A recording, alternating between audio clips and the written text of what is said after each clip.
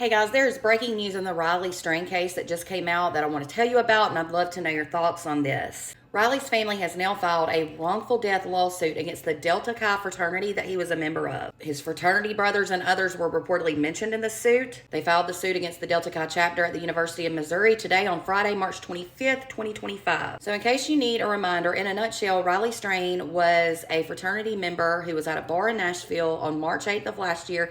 He got kicked out of the bar. He was highly intoxicated. He was on a trip with his fraternity brothers. He was later found deceased in the Cumberland River on March 22nd. This was after about a 2-week extensive search. Months after his death, it was determined by a medical examiner that Riley died from drowning and intoxication. His manner of death was determined to be an accident. He had a blood alcohol level of 0.228, which is about 3 times the legal limit to drive. Now his family has reportedly filed the lawsuit in Boone County, Missouri, and they are arguing in the suit that the fraternity and its members failed to keep Riley safe. The lawsuit lists a total of 32 names, and that includes fraternity chapter presidents, recruitment chairs, and other members of that fraternity. The family argues in the lawsuit that the fraternity and its members did not implement adequate safety measures in order to protect Riley, and they didn't follow the measures already or the policies already in place. The family also argues that the fraternity did not enforce those policies, and that was during the trip to Nashville that the fraternity members went on. They're saying that fellow fraternity brothers failed to intervene when they clearly saw that Riley was clearly intoxicated. He could barely walk, stand up. He was visibly impaired, then he was kicked out of the bar. They didn't make sure to help him, didn't make sure he got a cab, make sure he got back to the hotel safely, nothing. The lawsuit said that the frat brothers had 2 choices. That was to stay with his fellow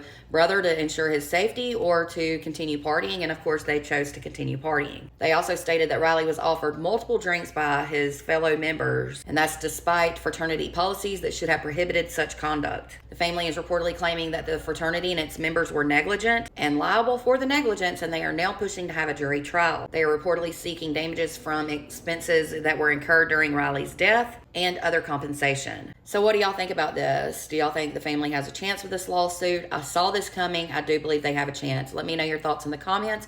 For more updates into this case and other true crime news, be sure to follow. And if you're on YouTube, make sure to subscribe.